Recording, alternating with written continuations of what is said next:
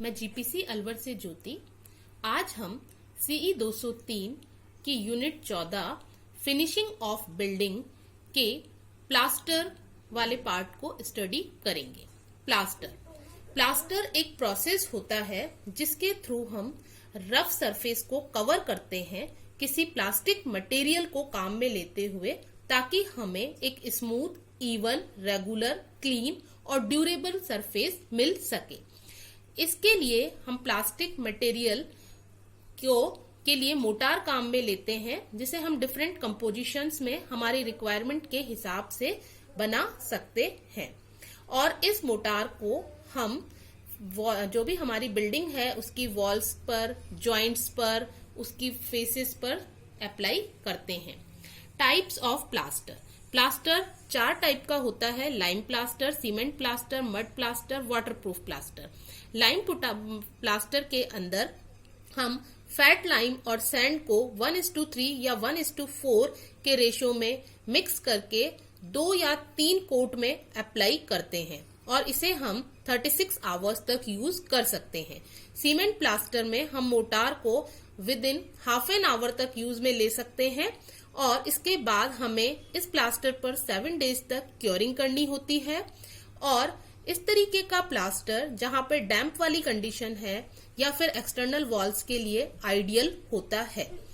Next है हमारा mud plaster वाली जो बिल्डिंग्स होती है वो ठंडी रहती हैं और इसके अंदर हम काऊ डंग और मिट्टी और चारे को मिलाते हैं और इसको हम प्लास्टर की तरह काम में लेते हैं। इसको हम 2 कोट में लगाते हैं। पहला कोट 13 mm का प्रोवाइड करते हैं और दूसरा कोट 6 mm का प्रोवाइड करते हैं और यह प्लास्टर सस्ता होता है।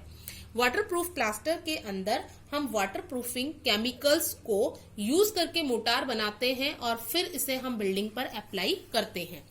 रिक्वायरमेंट ऑफ गुड प्लास्टर की क्या क्या रिक्वायरमेंट होती है? तो गुड प्लास्टर हमें स्मूथ और वॉशेबल सरफेस प्रोवाइड करने वाला होना चाहिए, ताकि यह इस पर हमारे डस्ट वगैरह कैच नहीं हो। उसके अलावा सेट होने के बाद इसके अंदर क्रैक्स डेवलप नहीं होने चाहिए और जो हमारे कारीगरों की वर्कमैनशिप के अंदर कोई भी डिफेक्ट है, ये प्लास्टर हमारा उसको कंसील कर दे, यानी कि उसको छुपा दे। उसके अलावा जो प्लास्टर होगा हमारा वो वेदर के रेस्पेक्ट में रेजिस्टेंस दिखाए, यानी कि जो रेन वाटर है, हीट है, कोल्ड है, जो भी एटमॉस्फेरिक एक्शंस हैं उनके लिए उसके अंदर रेजिस्टेंस होना चाहिए।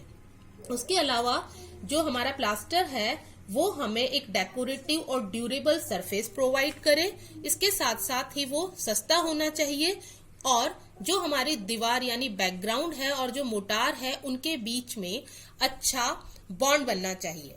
Preparation of surface for plastering करने के लिए हमें सबसे पहले जो भी हमारी मैसनरी है उसके सारे जॉइंट्स को 13 mm की डेप्थ तक रैप्ड आउट करना होता है और उसके अंदर जो भी प्रोजेक्शंस 15 mm से ज्यादा हैं उन सबको भी हमें पहले साफ करना होता है, ताकि जब हम इस पर प्लास्टरिंग करें तो हमारा जो जॉइंट है वो अच्छा बने।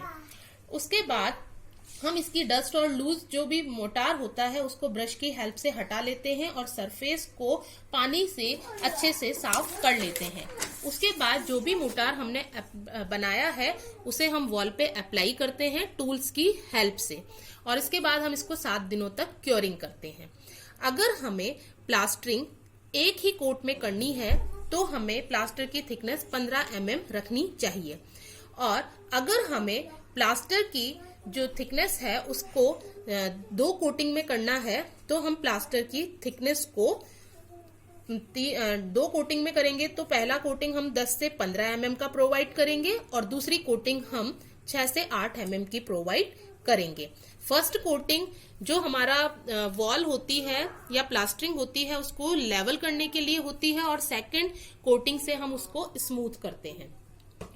जो हमारी मैसनरी होती है जब वो ड्राई हो जाए उसी के बाद हमें प्लास्टर करना चाहिए, ताकि उसके अंदर श्रिंकेज नहीं हो और प्लास्टर के बाद उसके अंदर क्रैक्स नहीं आए। अगर हम 3 कोटिंग में प्लास्टरिंग करते हैं तो पहली कोटिंग 10 से 15 mm की होनी चाहिए, दूसरी कोटिंग 6 से 8 mm की होनी चाहिए और तीसरी कोटिंग 2 से 3 mm की होती है, जैसा कि हम लाइम प्लास्टर में 3 कोटिंग अप्लाई करते हैं। और अगर हम सिंगल कोटिंग में प्लास्टरिंग कर रहे हैं सीमेंट मोटार से तो इंटीरियर वॉल्स के लिए हम 6 mm का प्लास्टर करते हैं और एक्सटीरियर वॉल्स के लिए हम 12 mm का प्लास्टर करते हैं मिनिमम, क्योंकि बाहर की जो वॉल्स होती हैं उन पर रेन, हीट सबका इफेक्ट होता है। Defects in plaster work. Plaster work में क्या क्या डिफेक्ट्स होते हैं? तो फर्स्ट होता है प्लास्टर होने के बाद उसके अंदर क्रैकिंग्स डेवलप हो जाती हैं, blistering of plaster, falling out of plaster यानी प्लास्टर टूट के नीचे गिरने लग जाता है, और ई फ्लोरेसेंस। जो क्रैकिंग होती है हमारी वो थर्मल एक्सपेंशन या श्रिंकेज, जो हमारी पैकिंग वॉल है उसके अंदर अगर श्रिंकेज या थर्मल एक्सपेंशन होते हैं तो उनके कारण हमारे इसके अंदर प्लास्टर के अंदर क्रैक्स डेवलप होते हैं। उसके अलावा अगर हमने थिक मोटार अप्लाई कर दिया तो उस कंडीशन में भी एक्सेसिव श्रिंकेज के कारण क्रैकिंग डेवलप हो जाती है।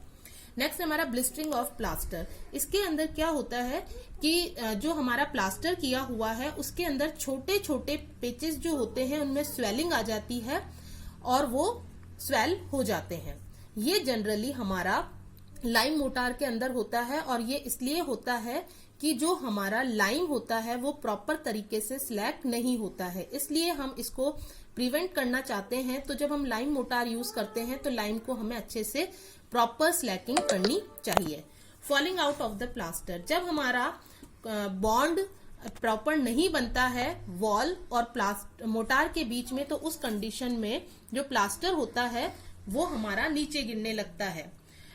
और दूसरा है इसका कारण कि अगर प्रॉपर तरीके से हमने क्योरिंग नहीं करी है उस कंडीशन में भी फॉलिंग आउट ऑफ प्लास्टर हो सकता है।